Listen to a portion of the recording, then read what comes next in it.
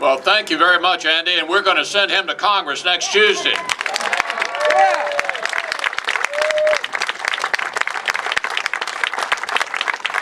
You know, in addition to running around Kentucky, I've been all over the country in my capacity as Republican leader, and I just want you to know that Americans are seized with a serious case of buyer's remorse. They decided to go in a different direction in 2008. I think they weren't totally sure what direction they were taking.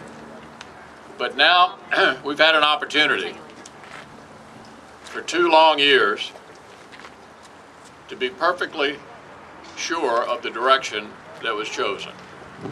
We've watched them running banks, we've watched them running insurance companies, car companies, nationalizing the student loan business, taking over our health care, fouling up our financial services industry. They got people over at the FCC trying to take over the internet, people over at the NLRB trying to get rid of the secret ballot and labor union elections. This massive stimulus bill that didn't stimulate, supposed to bring unemployment down to 8%. It's still right where it was. They passed a budget that will double the national debt in 5 years and triple it in 10. These people need to be stopped, and Tuesday is the time to do it.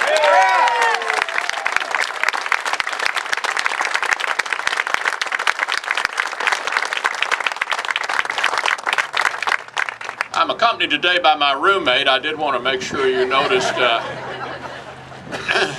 the only member of the Bush cabinet who served from beginning to end, the most conservative Secretary of Labor in American history, Elaine Chao.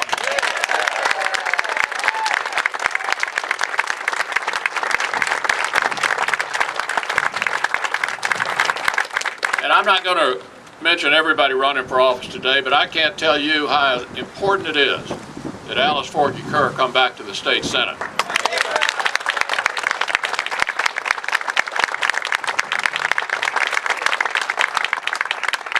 We've got a great opportunity Tuesday. These kinds of years don't come along that often. 1994 had a similar feel to it, and the American people gave us a result that we wanted. But I want to remind everybody that if we have the kind of day Tuesday that we think we're going to have, that's just the first step. We will not control the government on Tuesday, even if we have the best possible day. So don't lose your intensity and don't lose your enthusiasm, because we need to finish the job in 2012.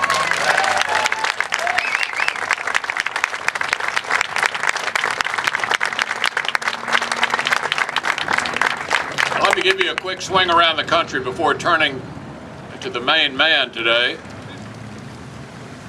We're going to have a good day in the United States Senate. I don't know whether you're looking at the next majority leader or not, but we are going to have a very good day.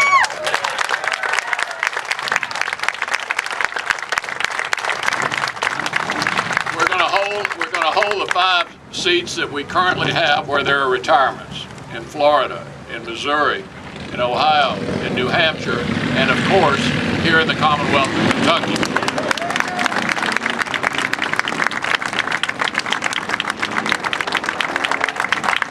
And to give you a sense of how competitive we are all over the country, we are in the following races. By in, I mean we're a little bit behind, we're dead even, or a little bit ahead, or in some places way ahead, and all of the following places all across America: California, Washington, Nevada, Colorado, Illinois, Pennsylvania, Indiana, North Dakota, Arkansas, Wisconsin, Connecticut, and West Virginia.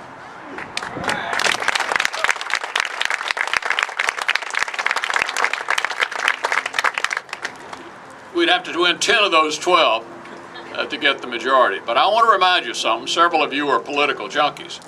The U.S. Senate is the only legislative body in the world where a majority is not enough. It takes 60 votes to do almost everything. They had 60 the day health care passed on Christmas Eve. If Scott Brown had gotten there 3 weeks earlier, it wouldn't have passed. And by the way, speaking of health care, our goal is to repeal it and replace it with something else.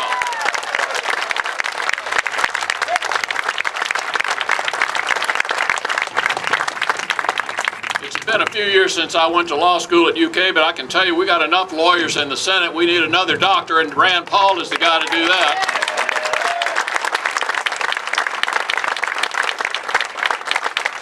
The only 2 doctors in the current United States Senate sit in the Republican conference, and the only thing better than 2 doctors is 3, don't you think?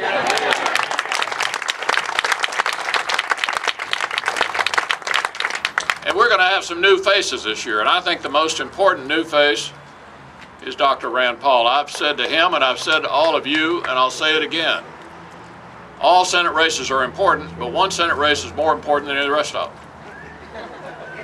The most important Senate race to the Republican leader of the Senate is the Kentucky Senate race.